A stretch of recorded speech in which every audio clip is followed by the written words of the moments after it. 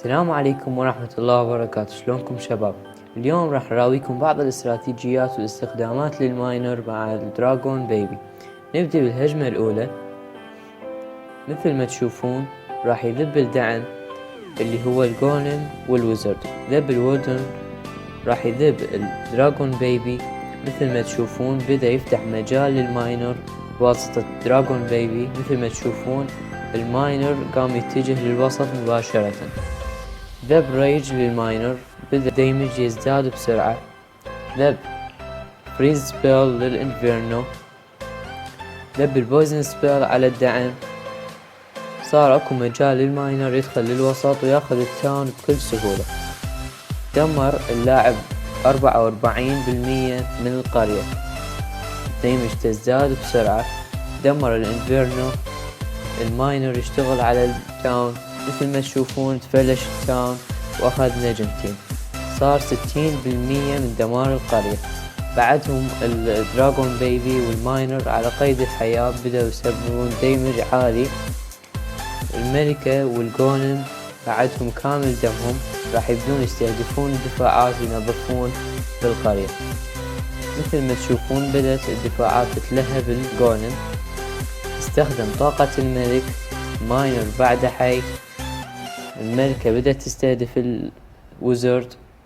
بدأ تنظيف القرية. مثل ما تشوفون مسح 3 نجوم مع استراتيجية الماينر والدراغون بيبي.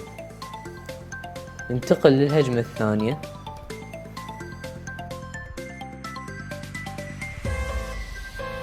مثل ما تشوفون ذب مفجر جدار راح يحاول يفجر الجدار. راح يذب الجولم اللي هو الدعم. ورا مباشرة الوودرن. راح يذب الملوك. ذب الملك والملكة. بدأوا يستهدفون الملك. ذب البيبي دراغون. راح يفتحون مجال للماينر بحيث يدخل للوسط. ذب الماينر مثل ما تشوفون دخل للوسط. بدأ يستهدف الدفاعات. ذب الريج سبيل زادت الديمج. راح يذب شفاء للماينر. ذب فريز سبيل للانفيرنو. بدأت الديمج تزداد. اتجهوا الماينر والدراغون بيبي للتاون هول. بدأت الملك والملكة يستهدفون الدفاعات. مثل ما تشوفون أخذ التاون هول. أخذ 43% من القرية ولا زال الديمج يزداد. أخذ نجمتين و52% بالقرية. مثل ما تشوفون بدأ الجيش ينظف. انتهت القرية تماما. ظل الدراغون بيبي والماينر والملك والودرن ينظفون بالدفاعات.